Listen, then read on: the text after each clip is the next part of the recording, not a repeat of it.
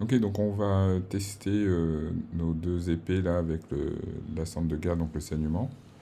Vous allez voir ce que ça fait. Donc voilà, donc les épées elles-mêmes ne font pas plus de dégâts, hein. En plus elles sont pas augmentées, il y en a une en plus un je crois, ou elles sont juste en plus un, donc elles sont vraiment pas beaucoup de dégâts, regardez.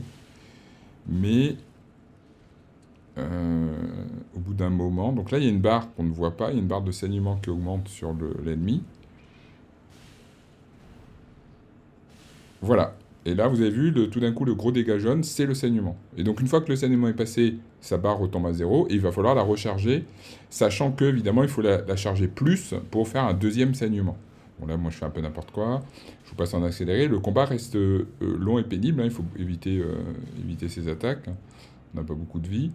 Il faut faire attention à l'endurance aussi. Vous avez vu que la barre verte, dès qu'on fait une action, hein, que ce soit une roulade pour esquiver ou un sprint ou une attaque, ça consomme de l'endurance. Donc là, il n'y en a plus et l'endurance ne remonte que si on marche.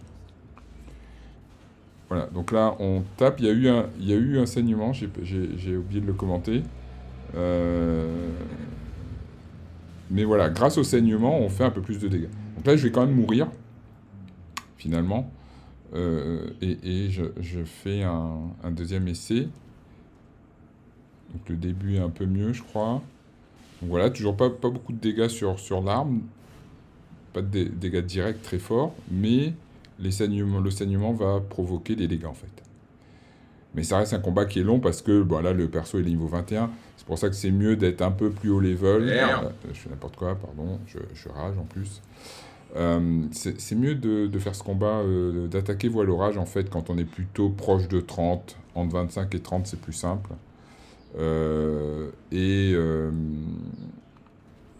Et avec des armes qui sont un peu augmentées, quoi. Donc en ayant récupéré des pierres de forge et en ayant upé un peu ses armes.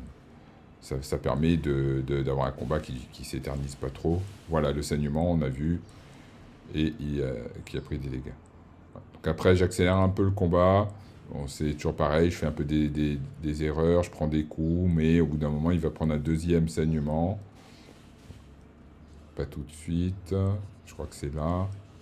Hop, voilà, vous avez vu, saignement, donc du coup, ils perdent la vie.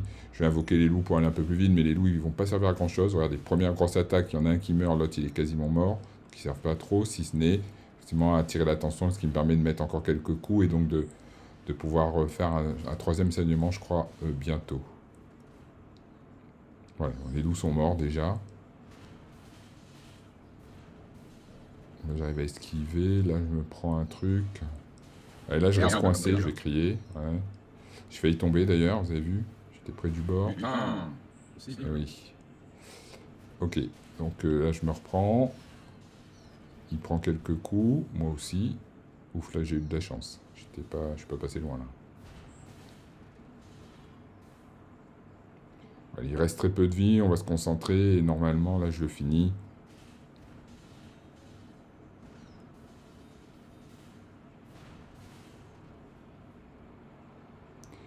Donc voilà, ça reste un combat qui est long, hein, vous avez vu, ça saigne pas si souvent que ça. Et, euh, et si les armes font pas de dégâts à part le saignement, forcément, ben, ça s'éternise, quoi.